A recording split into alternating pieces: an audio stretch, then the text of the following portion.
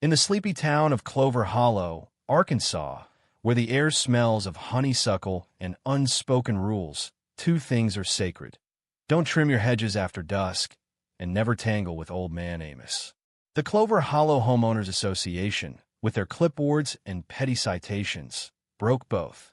By the time the sun dipped below the horizon, one woman was trapped in our storm shelter with a family of skunks, and Amos was cool as a cucumber, dialing the sheriff to report a trespasser under Arkansas's Stand Your Ground laws. My mom, bless her heart, still made us sit down for pot roast like the world wasn't unraveling outside. It all kicked off with the petunias. Nana used to say her flower beds were her heart and soul. But to Evelyn Harper, head of the HOA, they were a blatant violation of Ornamental Plant Height Regulation, Section 8. Evelyn didn't talk like a normal person. She spat out bylaws like a lawyer at a funeral, citing codes for mailbox fonts and Christmas wreaths. Nobody liked her, but nobody expected her to end up locked underground on a stormy Thursday. Amos always called the HOA a bunch of pencil pushers with a god complex. We laughed it off until we caught Evelyn sneaking through our backyard, scribbling on a notepad while crouched behind the bird bath like some wannabe spy. Tornado season was in full swing, the sky bruised green, and while sane folks were bolting for basements, Evelyn was inspecting our gutters for unauthorized moss. That's when Amos snapped, not loud, not angry, just a quiet, "Y'all get to the shelter. I'll deal with the Snoop." We thought he'd chew her out.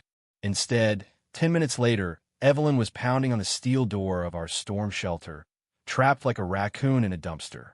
Amos had locked her in, tossed the key into the garden gnome's hat, and called Sheriff Hank like he was ordering takeout. Got an HOA busybody trespassing in my shelter during a level 3 tornado warning, he said. She's safe. We'll sort it when the storm passes. Clover Hollow's a speck of a town, 800 souls, give or take, counting Miss Judy's half-finished quilt as a personality. Nothing happens until it all does. That day, we had a tornado siren, a trespassing scandal, and a secret buried deeper than the shelter itself. My cousin Nate was live-streaming the chaos on Clover Hollow Chat, a Facebook group usually for cobbler recipes and gripes about unmowed lawns.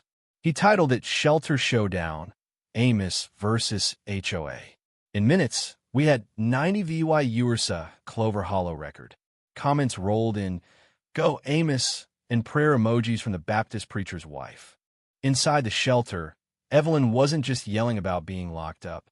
She was ranting about classified materials and improper storage of restricted tech. That stopped us cold. What kind of HOA president talks like a CIA operative? Why was she so desperate to poke around our musty shelter when the storm hadn't even hit? Amos sipped his soda, smug as a fox in a henhouse. She was snooping, he said. Snoop on my land. You roll the dice. Mom, ever the peacemaker, insisted we eat dinner like CIVY-lized folks, even as sirens wailed and Evelyn hollered below. We will not let this ruin family time, she declared, stabbing her green beans like they'd insulted her. That night, as the wind roared, Amos spilled the truth about the shelter. It wasn't built for tornadoes. Back in '86, during what he called the signal skirmish, he'd constructed it with lead walls and radio-proof tech. He'd worked on some shady government project in the 70s-something about jammers and wiretaps. Can't trust the airwaves, he muttered, munching a roll. Nate's eyes bugged out. Wait, you think she's after that? Or something worse? I whispered, what if she's not just HOA? What if she's something else? The siren stopped. The air went still. Amos grabbed the key from the gnome and turned to Sheriff Hank, who just rolled up with a flashlight and a grin. Ready to meet your spy? Amos asked. Hank nodded. Hope you brought backup. She's been down there a while, might tame those skunks. The shelter door creaked open, and time seemed to freeze. Hank's flashlight sliced through the dark, landing on Evelyn, sitting calmly on a rusty chair, staring at a dusty gray box like it held the secrets of the universe. Nobody spoke. Nate quit filming, which meant this was big. Hank cleared his throat, all business. Amos stood there, arms crossed, like he knew exactly what was in that box and was daring someone to ask. Evelyn finally looked up, her voice low, not her usual shrill. Where'd this come from? This is government property. Classified, maybe. Amos didn't flinch. Was classified. Now it's mine. Hank squinted. What's in there, Amos? I came for a trespassing call, not a Cold War sequel. Evelyn stood, brushing off her skirt. I wasn't snooping. I was investigating. The HOA got a tip this property might have restricted tech military grade, unregistered. A tip, I blurted. From who? The FBI's landscaping crew. She ignored me. We work with oversight groups. Not every HOA member is a CIVYLEN. That hit like a brick. For all her nonsense about lawn gnomes, Evelyn had government ties? Amos leaned back. Let me guess. Your fancy satellites pinged a dead zone over my land. That shelter's been scrambling signals since Carter was president. Built it myself. You'd be amazed what you can get away with if you call it radio hobby. Hank muttered about early retirement. The tension broke only when Nana's wind chimes clinked outside. Nate and I swapped looks, realizing Amos wasn't just a grumpy old manha might have been tangled in some serious government mess. What's in the box? I asked. Amos smirked. Old papers, blueprints, stuff that'd make folks look bad if it got out. Junk, mostly. Evelyn didn't buy it. If this leaks, it could expose illegal wiretaps, surveillance programs, tests on U.S. soil stuff buried in the 90s. Hank cut in. You knew about this. Amos? You've been sitting on a bombshell? Amos shrugged. Just wanted peace. But Evelyn here couldn't stop poking. She sank back, eyeing Amos like he wasn't a VY lane, but a cog in the same machine she served. I thought you were just a cranky old man hating the HOA. Not part of this. Amos chuckled. I ain't part of it. I broke it. By morning, Clover Hollow was a powder keg.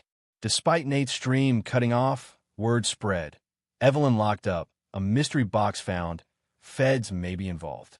Cars slowed past our house. Neighbors peered over fences. Someone left brownies on our porch with a note. For the fight. Evelyn didn't press charges. Instead, she showed up with a thermos of tea and a notepad of cryptic codes, looking like she'd aged a decade. I think we're on the same side, she told Amos. He poured her a cup. Took you long enough. Just like that, enemies became allies. The woman who'd fined us for a crooked mailbox was now debating whistleblower laws with Amos. But the calm didn't last. A black SUV with government plates rolled in at dawn. 2 suits demanded the box, flashing badges with holograms. Amos wasn't impressed. You barge on my land. No warrant, no manners, he said. That's not law. That's ego in a tie. Hank stepped in, hand on his holster. No warrant, no box. This is Arkansas, not your spy novel. The suits left a card and a 48-hour ultimatum. Amos cracked the box open for us just a peek. Inside were folders from the 70s, stamped with codes, blueprints for a listening to VYC disguised as a lawn flamingo, and logs of tap calls from Clover Hollow. Our neighbors. Maybe us.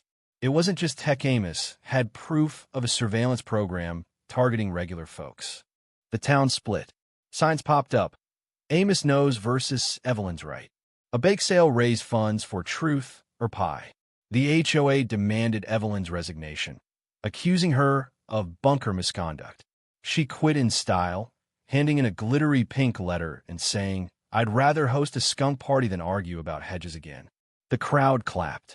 Evelyn was free, opening a yoga studio in her garage, teaching post-drama stretches.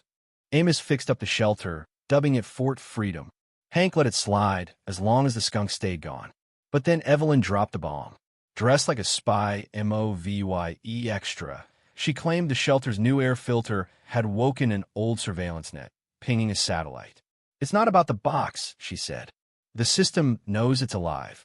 Amos and Evelyn, with help from Red, a radio nut VYing in a van, found a shelter was a Cold War relay hub, still faintly signaling something out there.